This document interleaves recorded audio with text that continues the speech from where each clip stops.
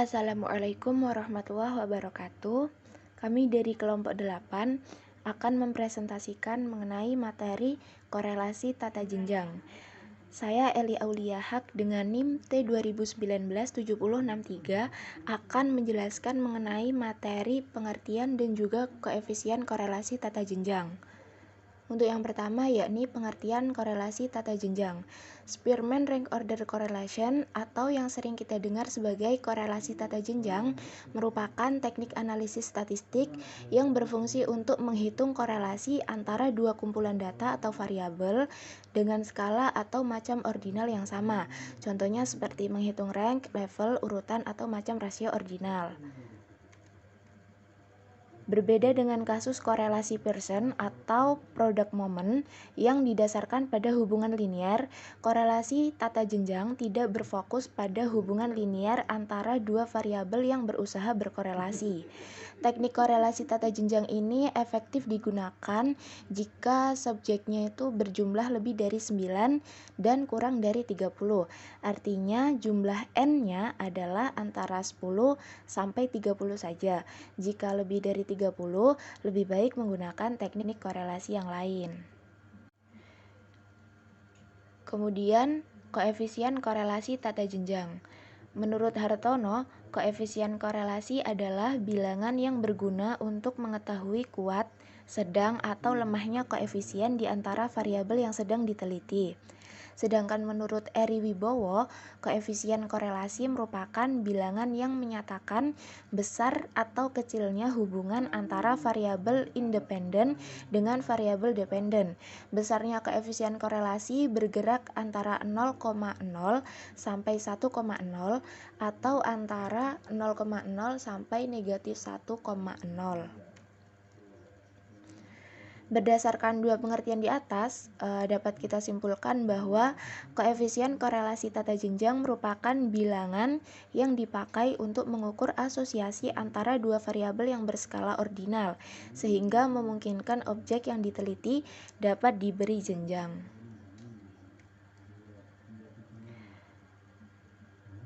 Untuk materi selanjutnya akan disambung oleh teman saya. Terima kasih. Bismillahirrahmanirrahim. Perkenalkan, nama saya Ulfatur Rahmah dengan NIM T2019-7061.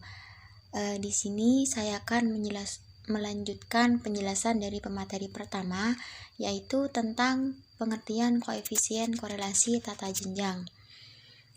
Saya akan menjelaskan pengertian tersebut menurut dua para ilmuwan. Yang pertama menurut Hartono dan yang kedua menurut Eri Wibowo. Baiklah, untuk pengertian pertama yaitu menurut Hartono, beliau mengemukakan bahwa koefisien korelasi adalah bilangan yang berguna untuk mengetahui kuat, sedang, atau lemahnya koefisien di antara variabel yang sedang diteliti. Kita dalam mengetahui kuat, sedang, atau lemahnya koefisien tersebut bukan didasarkan pada skor hasil pengukuran yang sebenarnya, melainkan kita ukur berdasarkan perbedaan urutan kedudukan skornya atau yang disebut dengan rank of difference. Dan pengertian yang kedua yaitu menurut Eri Wibowo, beliau mengemukakan bahwa koefisien korelasi adalah bilangan yang menyatakan besar kecilnya hubungan antara variabel independen dengan variabel dependen. Maksudnya di sini hubungannya itu yaitu hubungan antara variabel yang dapat diukur dengan variabel yang mempengaruhi perubahan pada faktor yang diukur. Dan di sini besarnya koefisien korelasi bergerak antara 0,00 sampai 1,00 atau antara 0,00 sampai min 1,00.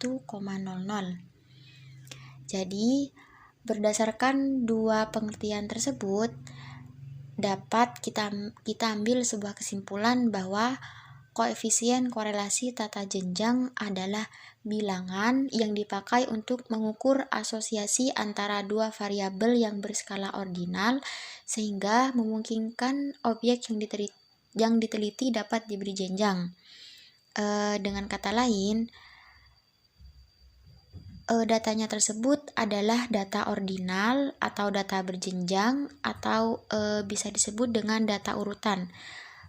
Misalnya saya beri sebuah contoh, yaitu siswa yang IQ-nya menempati jenjang atau ranking paling tinggi, maka dia juga menempati jenjang paling tinggi dalam hal prestasi belajar matematika.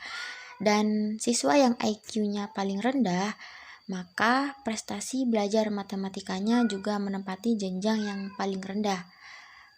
Kurang lebihnya seperti itu. Untuk materi selanjutnya akan dilanjutkan oleh rekan saya. Terima kasih. Oke, saya Hafidha Mufida dengan NIM T 2019-7062 melanjutkan dari pemateri yang kedua. Di sini saya akan menjelaskan tentang rumus korelasi tata jenjang. Di sini ada RS. RS adalah koefisien korelasi tata jenjang sama dengan 1 dikurangi 6 sigma I dikurangi 1 sampai N DI kuadrat per N pangkat 3 min N, di mana DI adalah beda urutan skor pada variabel 1 dan variabel 2, dan 6 dan 1 adalah bilangan konstan, jadi artinya 6 dan 1 ini tidak boleh diubah, dan yang N adalah number of men atau jumlah pasangan. Perkenalkan, nama saya Fikri Habibur Rahman, NIM T 2019-7064. Di sini saya akan melanjutkan materi dari pemateri ketiga. Yang akan saya jelaskan di sini adalah cara menarik kesimpulan. Setelah perhitungan diselesaikan, maka langkah-langkah berikutnya adalah menarik kesimpulan dengan langkah-langkah sebagai berikut. Yang A, konsultasikan RE. RE itu adalah R empirik dengan RT atau R tabel pada tabel nilai-nilai kritis korelasi tata jenjang Spearman atau nilai-nilai RHO. Yang B, tentukan taraf signifikansi 5%, taraf kepercayaannya itu 95% atau 1% dan taraf kepercayaannya itu 99%. Yang C, cari N pada tabel. Dalam contoh ini N itu jumlahnya ada 10. Dan yang D, bila RE atau R empirik lebih besar dari sama dengan RT, maka HO ditolak. Yang E, hasil akhir.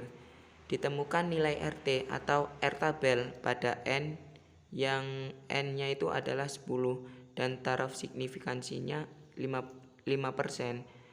Maka hasilnya adalah 0,648. Yang kedua, berarti RE atau R empirik 0,718 lebih besar dari RT 0,648. HO ditolak dan HA diterima. Yang ketiga, kesimpulan akhir, dan yang keempat adalah mengartikan tingkat korelasinya positif atau negatif. Oke, selanjutnya kita ke contoh. Ada variabel X dan variabel Y. Di sini ada 5, 4, 5, dan seterusnya. Ada 2, 3, 4, dan seterusnya. Pertama, yang perlu kita lakukan adalah membuat tabel untuk mencari nilai D. Di sini ada variabel X dan Y. Nilainya sama ya. Kemudian, untuk mencari nilai D, selisih dari X dan Y. Jadi, mengurangkan X dikurangi dengan Y. 5 dikurangi 2 sama dengan 3, 4 dikurangi 3 sama dengan 1, dan seterusnya. Di sini ada D2. Ini bukan D2 ya, ini adalah D kuadrat. Jadi 3 kuadrat sama dengan 9, 1 kuadrat sama dengan 1, dan seterusnya. Kemudian D kuadrat ini dijumlahkan nih, menjadi sigma D kuadrat sama dengan 33. Kemudian yang kedua, mencari nilai koefisien Spearman dengan penyederhanaan. Rho sama dengan 1 min 6 sigma D2 per N dalam kurung N pangkat 2 min 1. Jadi kita menggunakan rumus yang ini ya. Kemudian kita masukkan nih 6 dikali sigma D2-nya tadi kan 33. N-nya tadi 8. N adalah jumlah data ya. Kemudian kita selesaikan, hasilnya adalah 0,61. Untuk cara yang ketiga, yakni menguji signifikansi Spearman. Kita menggunakan rumus T sama dengan rho akar N min 2 per 1 min rho kuadrat. Jadi di sini kita masukin aja N-nya adalah 8, rho-nya adalah 0,61 kuadrat. Kita selesaikan, hasilnya adalah 1,88. Yang terakhir, kita akan membandingkan uji signifikan 1,88 dengan harga pada tabel T. Dengan dB di sini adalah derajat kebebasan ya. 8 di sini adalah N dikurangi dengan 2, sama dengan 6. Jadi kita mengambil taraf signifikansi 5%, diperoleh harga tabel T sama dengan 2,45. Nah, maka dari itu, harga T hitung 1,88 ini lebih kecil dari harga T tabel 2,45. Maka hipotesis alternatifnya ditolak. Jika hipotesis alternatifnya ditolak, maka hipotesis nolnya diterima. Kenapa ditolak? Karena 1,88 lebih kecil dari harga T tabel 2,45. Seperti itu. Sekian yang dapat kelompok kami sampaikan, kurang lebihnya mohon maaf. Wassalamualaikum warahmatullahi wabarakatuh.